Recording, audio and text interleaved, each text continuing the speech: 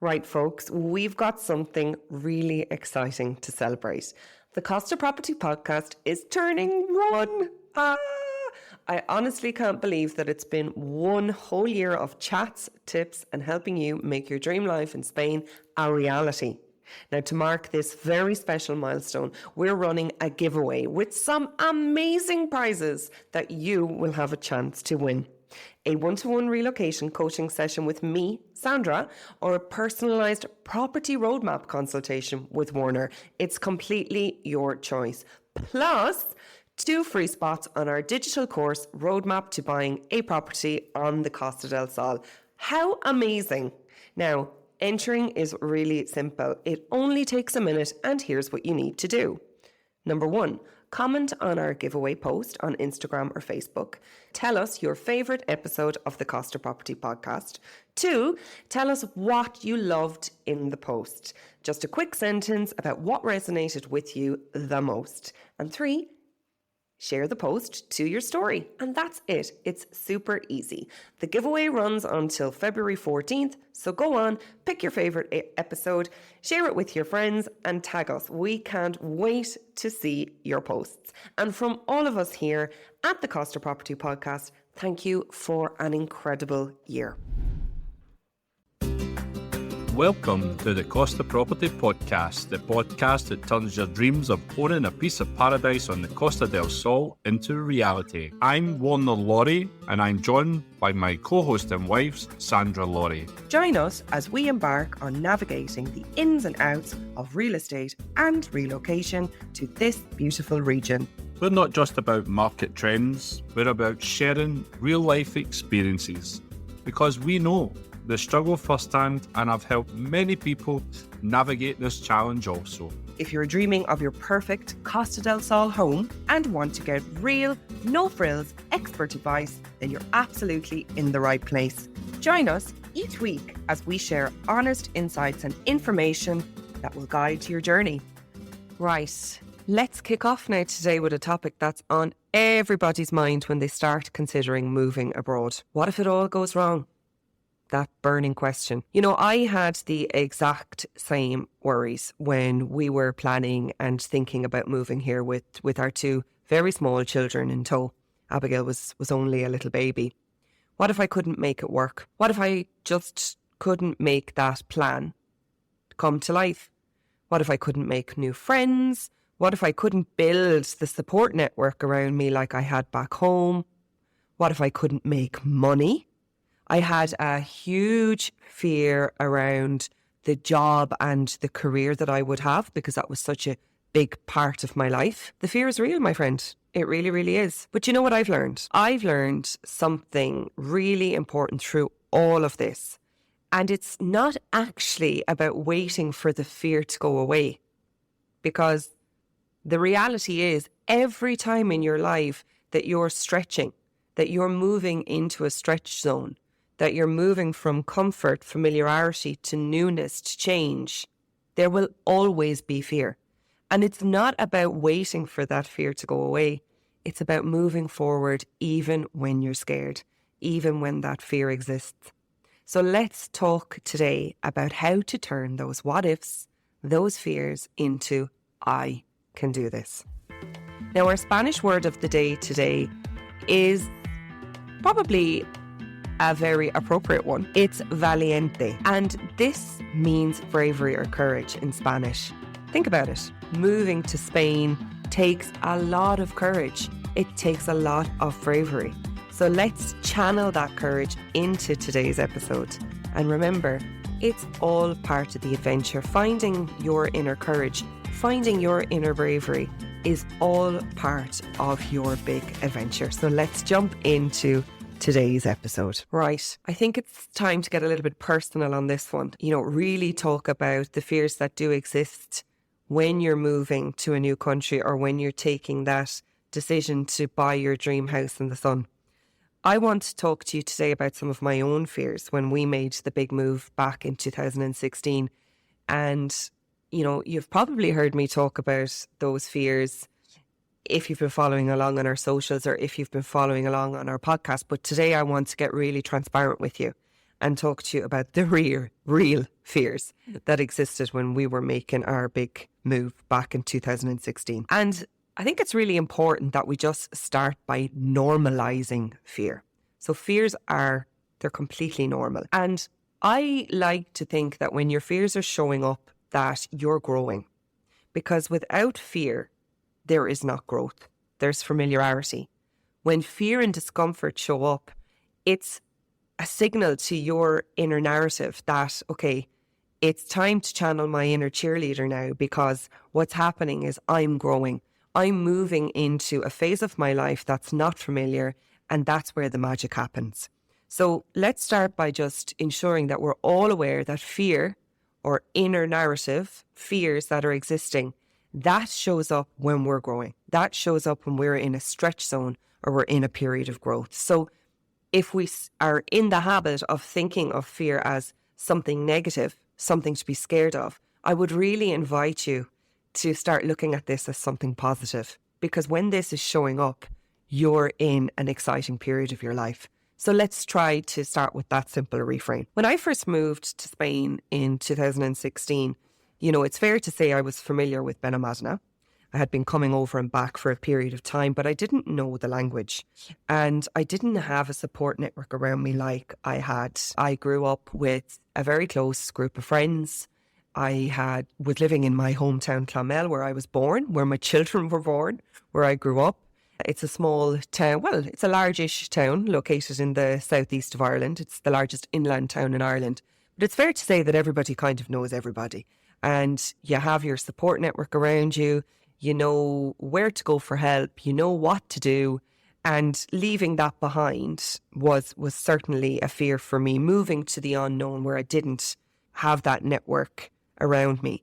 But I've learned that, when you break things down step by step, when you actually take your fears that are existing, when you acknowledge them, when you acknowledge that they're there, and you break them down piece by piece and you make them into a step-by-step plan, and you start taking action and working with them rather than working against them, things don't feel so overwhelming. There's a real peace in that when it comes to working with your fears rather than working against them, and acknowledging that they exist rather than bypassing them and walking away from them. Now, it's important to know that, your mind wants to protect you. So fears exist when things feel, scary, when things feel unfamiliar. And I see this with all of our clients.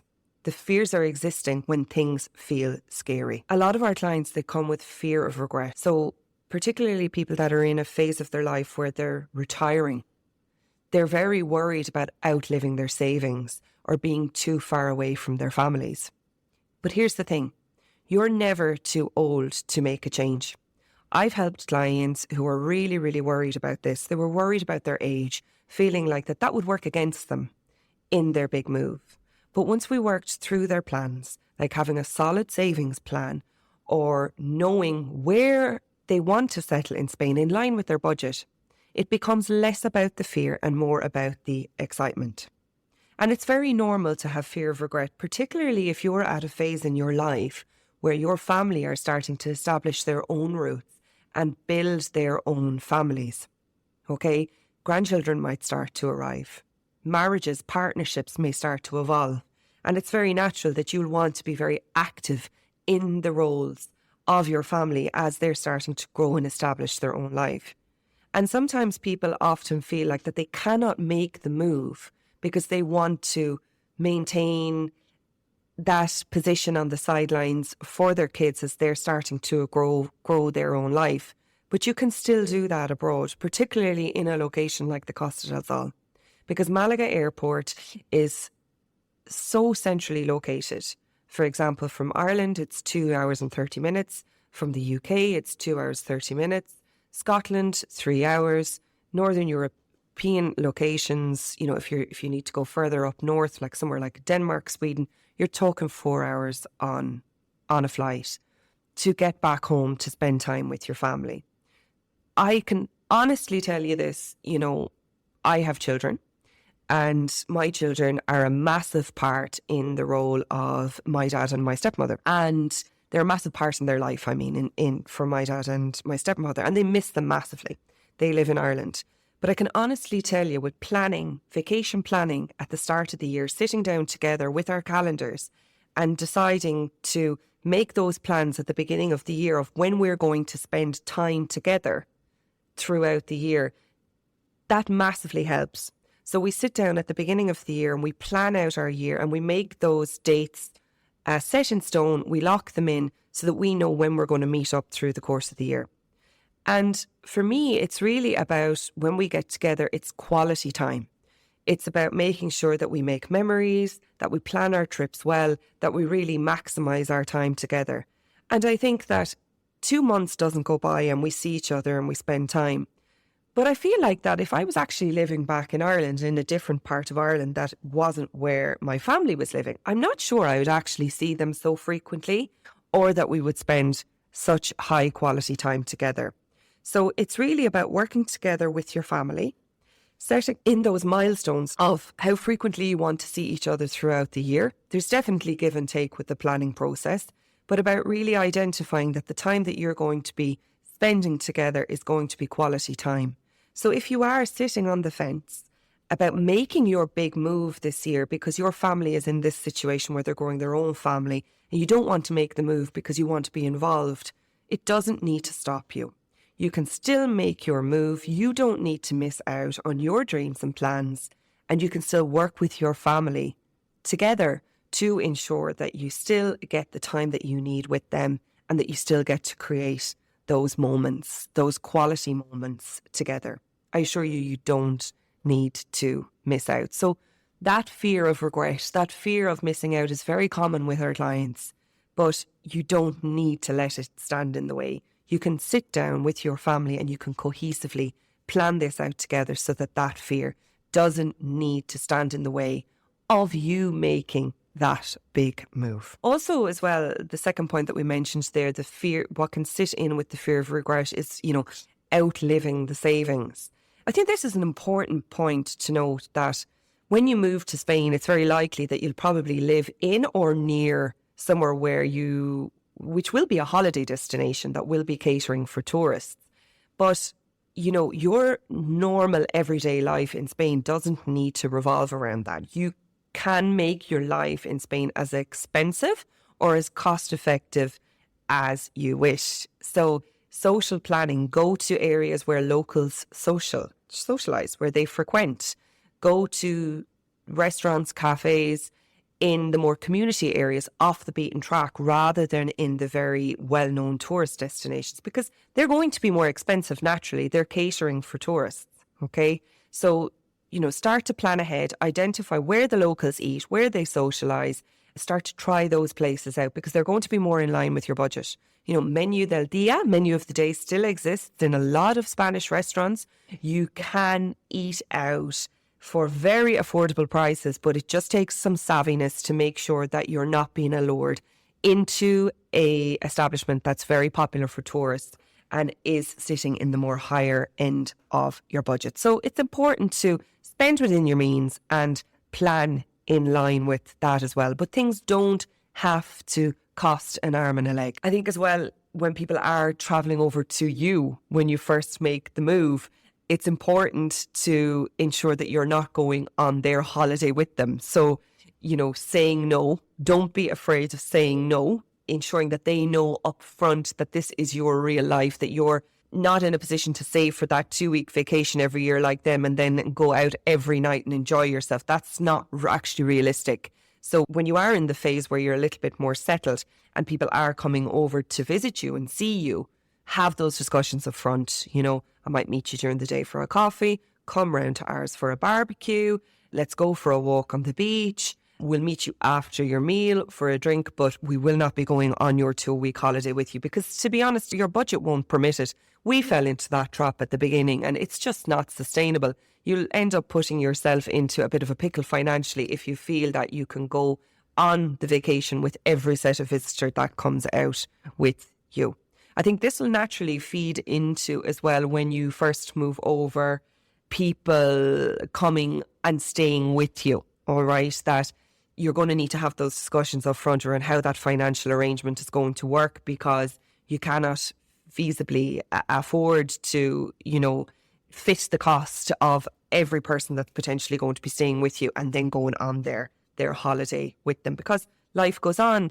If you're moving over here and you're working, you're going to need to integrate back into your routine and work. So it's important to have these discussions up front and think about these things. Fear of financial instability of not finding work is a very, very, very real fear. This is a fear that I massively relate with. This is a fear that I personally had when I was moving to Spain. I was incredibly worried about what my career would look like, okay? What my day-to-day life would look like. Would I be able to find a job like what I had back home? I'm a corporate girl at heart. I'm used to having a very fast career. I come from a background where, I was used to being very motivated by my career, regular promotions, moving into C-suite in my 30s. That was massively important for me. And Spain kind of had a reputation when we started doing our research that it wasn't possible for foreigners to find serious jobs, that, people might work in bars or restaurants, but, you wouldn't get employed by a Spanish employer because your language wouldn't be good enough. I wasn't aware, certainly from my own experience, that serious enterprises and serious international companies existed along the Costa del Sol. And I was really pleasantly surprised when I started doing my research for my own career and applying for jobs, how much European companies or international companies had chosen to base themselves in or around Malaga because of its excellent international links and international airport. I very quickly found the corporate career that I was looking for within weeks of moving to Spain. I had actually been offered two excellent jobs with brands and companies that you will have heard of. So I was absolutely flabbergasted with the demand for good employees, for skilled labour. There was absolutely and still is a demand for people that are multilingual, that have experience working with multiple languages, especially across the customer service sector. So serious companies do exist. So that myth of you won't find employment, that's not necessarily true. If you're serious about working and you're serious about establishing your career in Spain, put the head down, do the work, the opportunity will show up for you. But things have also changed on the back of the pandemic. Remote working options are readily available. Good speed internet is readily available. Excellent high quality work and co-working spaces are readily available. So if you are not interested in going and finding employment, if you're self-employed and you want to ensure that you can grow your network in Spain as a self-employed entrepreneur, that's possible for you as well. So I really don't think that fear of not finding work is necessarily as valid now as it potentially was 10 to 15 years ago. Opportunities are available, but I get it. It's normal, particularly if you're coming from a very established career and you need to find something similar in Spain to support your family. That fear is going to be valid. But I can only assure you from my own experience, my experience in this area was incredibly positive, and my fear quickly established itself as being invalid. Okay. Now that we're obviously in a different space where we're both self-employed entrepreneurs, have our own business in Spain, I can tell you that it is possible to grow your network and your business in Spain, even if you don't have perfect Spanish. Okay, so that is still possible, provided you have a clear vision in your head of where your business is going and what you want to do. That's a possible option for you as well. I think as well, when we're talking about employment in Spain, it's worth to mention a couple of things. It's worth to mention that Spain's GDP is growing massively. So the figures have been reported for 2024, and Spain's GDP made up close to 40% of the growth in Europe. So opportunities are existing. It's also worth to mention in Spain that cost of living is lower. Okay, it's lower than what you'll be used to if you're coming from Ireland, if you're coming from the UK, if you're coming from the Netherlands, if you're coming from Sweden, if you're coming from Denmark, cost of living is lower. So it's natural to correspond with that salaries may actually be lower.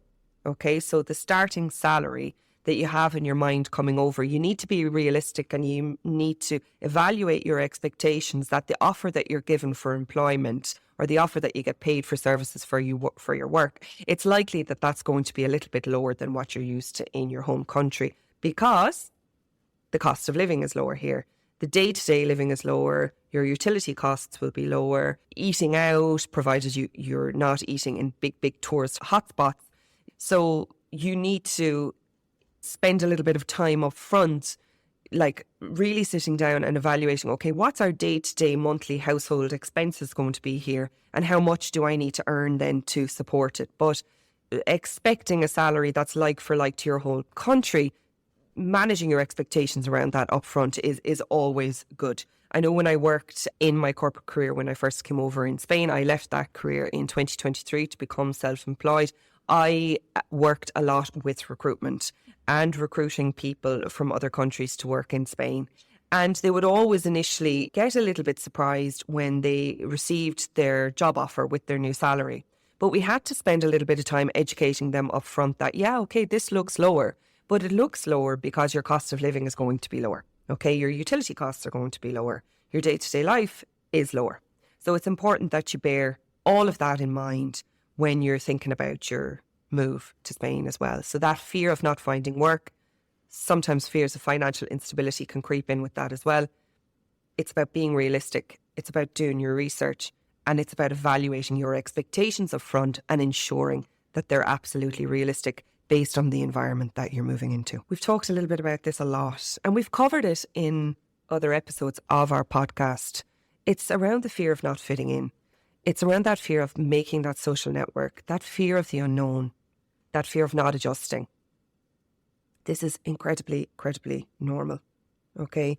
This is something that we see time and time again. It's that fear of that unknown. How do I prepare for something when I don't even understand it?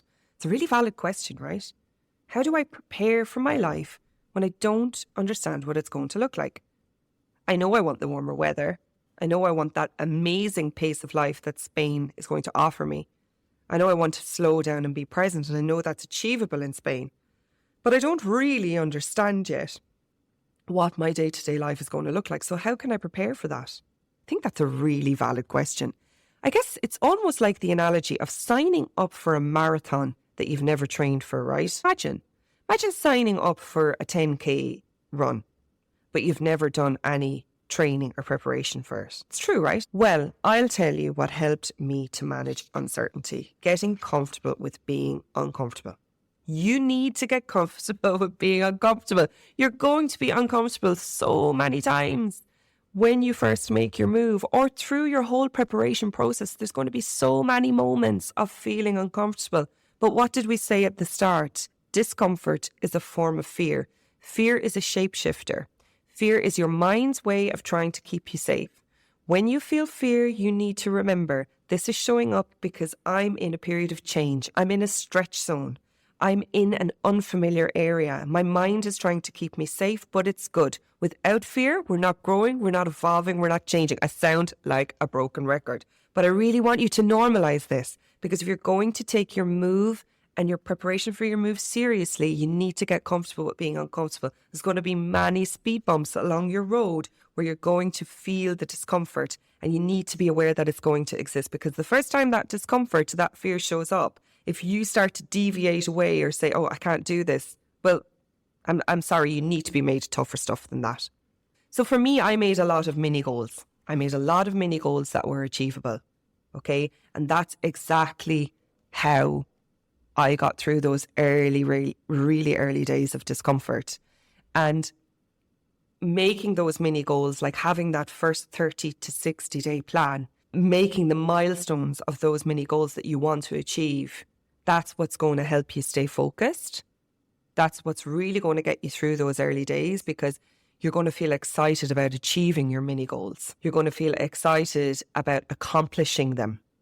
And I will also say that having those mini goals, having that 30 to 60 day plan in those early days, that is massively going to help you as well when it comes to combating things like homesickness that will start to crop up. Okay. And we cover that in another episode. But it's natural that you're going to feel an element of homesickness at the beginning. You're going to crave that familiarity. You're going to crave the people in your life that you miss. Now, my mini goals, my 30 to 60 day plan will include things like getting the kids registered in school, meeting the removal van, painting our new home, getting registered at the local town hall, getting our health insurance sorted, getting registered with the local GP, starting Spanish lessons, registering at the local intercambio language exchange to meet people, meet up with mums from online communities like Mums Abroad, doing all of those things so that at the end of the week I had looked back and I'd accomplished something and I felt good about that, and it massively helped me to grow my confidence. But then at the end of the month, also looking back at all of the things that you had achieved in the month and really seeing the progress that you're making, that was monumentous for me. Okay, so that's exactly what I would encourage you to do as well. So getting really clear on what are the mini goals that you want to accomplish in the early stages of your journey, breaking it down into a 30 and 60 day plan. At the end of every week, looking back at what you've achieved and what you've accomplished. And at the end of every month, really taking that time to look back and really acknowledge and celebrate what you've achieved in those 30 to 60 days in your new home, in your new country. And I think it's important to remember as well that you don't have to worry about building the big picture all at once.